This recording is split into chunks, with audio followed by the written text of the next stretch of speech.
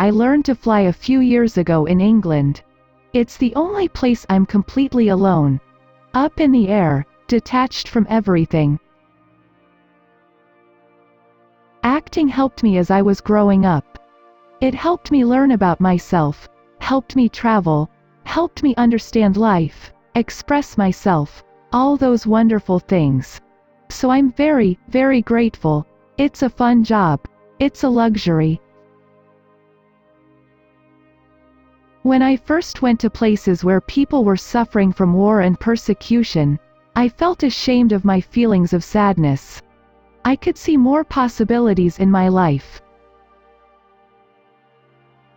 I think the depth, what children can handle and what they're interested in, is much deeper than I think what people assume.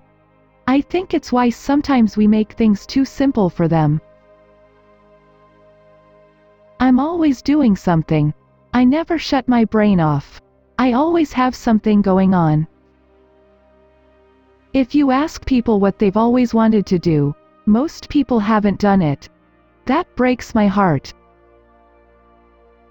Everyone got kind of crazy with me mentioning I was in love with a woman. I like to hide behind the characters I play.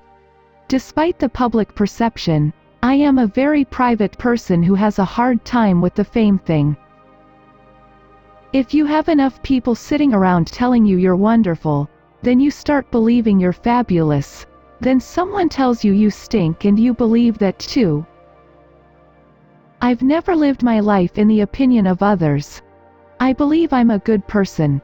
I believe I'm a good mom. But that's for my kids to decide, not for the world. When you work as a humanitarian, you are conscious that politics have to be considered. Because if you really want to make an extreme change, then you have a responsibility. Sadly, of course, there is real evil in the world.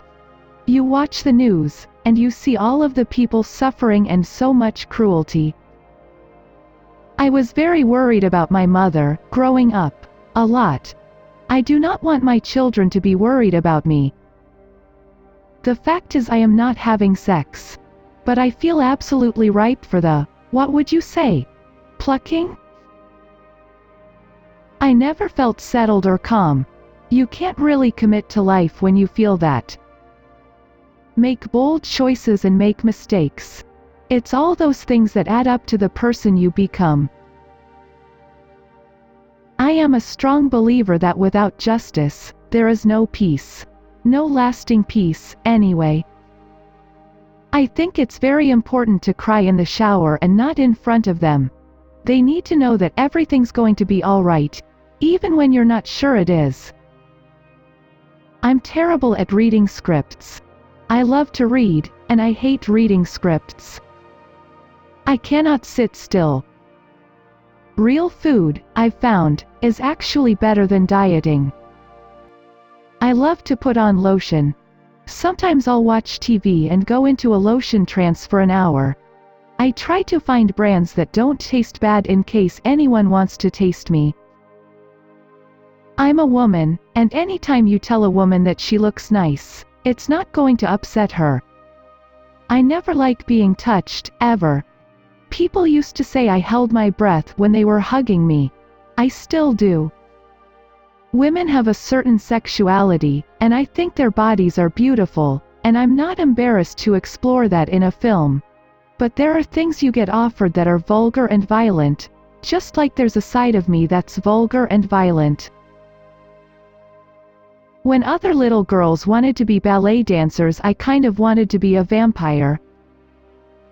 All women do have a different sense of sexuality, or sense of fun, or sense of like what's sexy or cool or tough.